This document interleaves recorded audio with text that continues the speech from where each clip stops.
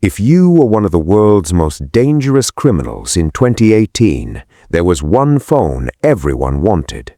It couldn't make normal calls. It didn't have social media. It didn't have GPS. It didn't even have a camera. Instead, it promised something far more valuable: complete anonymity. Drug cartels trusted it. Money launderers depended on it. Hitmen carried it. International crime syndicates recommended it. To criminals, owning one meant you were part of an exclusive underground network that law enforcement could never penetrate. Or so they believed. For years, thousands of encrypted messages flowed across these devices. Murder plots, drug shipments, money laundering operations, international smuggling routes. Entire criminal empires were being coordinated through what users believed was the safest communication system ever created. But there was one detail nobody knew. Every single message, every photograph, every location, every conversation was being read by the FBI. It wasn't just another hacking operation. It became one of the most audacious undercover operations in modern law enforcement history. A secret phone built by the FBI itself. For years, law enforcement had faced a growing problem: encrypted phones. Unlike ordinary smartphones, these devices were stripped down to do one thing exceptionally well: hide communication.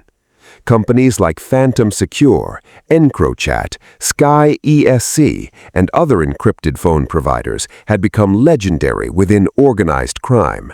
They removed microphones, disabled GPS, eliminated internet browsing, added encrypted messaging systems. Some even had panic wipes that erased every piece of evidence with a single password. To investigators, these weren't simply secure phones, they had become entire criminal ecosystems. Every time police dismantled one network, another appeared. Every arrest seemed to strengthen the demand for encrypted communication. Then, in June of 2018, something unexpected happened.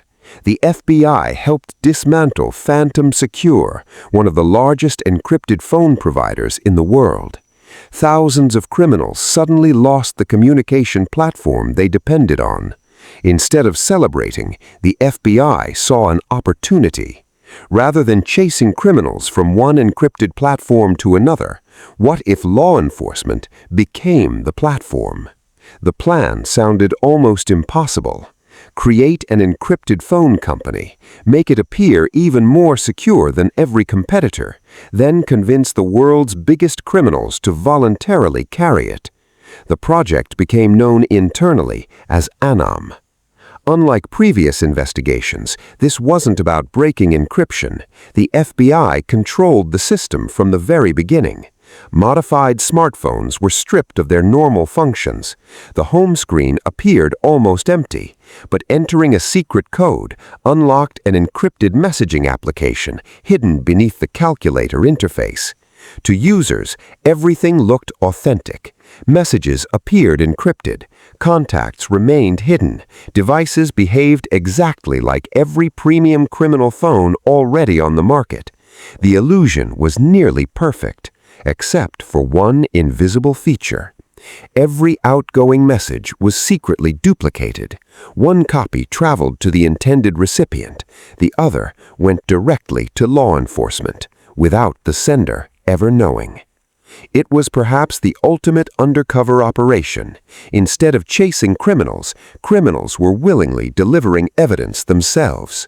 The hardest part wasn't building ANOM, it was convincing criminals to trust it. Ironically, the FBI didn't advertise it, criminals did. Trusted distributors inside organized crime began recommending the phones to associates. Word spread naturally through existing criminal networks. This is the new secure platform. It's invitation only. The police can't touch it. Exclusivity became its greatest marketing tool. Soon, thousands of devices appeared across more than 100 countries. Drug cartels, motorcycle gangs, money launderers, international traffickers, organized crime groups began coordinating nearly every major operation through ANOM.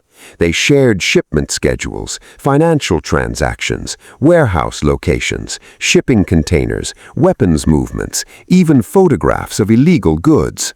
Some users became so confident that they openly discussed murders before they happened. The greatest security feature had become absolute trust, and that trust became the operation's biggest weakness. For nearly 3 years, investigators quietly watched. Millions of encrypted messages flowed through ANOM. Every conversation revealed another layer of international organized crime. The FBI worked alongside Europol, the Australian Federal Police, and law enforcement agencies across dozens of countries. Evidence accumulated silently. No sudden arrests, no dramatic raids, just patience. Then, in June of 2021, everything happened at once. Hundreds of coordinated operations unfolded across the globe. Thousands of officers executed synchronized search warrants. Criminal organizations awoke believing their phones were still protecting them. Instead, their own messages became the evidence used against them. More than 800 arrests followed, more than 8 tons of cocaine, more than 20 tons of cannabis, millions of dollars in cash, hundreds of firearms, luxury vehicles, drug laboratories, and countless criminal networks dismantled in a single coordinated operation. The people who trusted the phones most had unknowingly built the case against themselves. The ANOM operation changed cybercrime investigations forever. It proved that the strongest encryption isn't always the greatest obstacle. Trust is. Rather than defeating encrypted communication, the FBI simply became the company behind it. The operation demonstrated a timeless lesson in intelligence work. The most effective trap isn't the one that forces people inside, it's the one they willingly recommend to each other. Some of the world's most sophisticated criminals believed they had found the safest phone ever created. Instead, they had spent years carrying an FBI wiretap in their own pockets.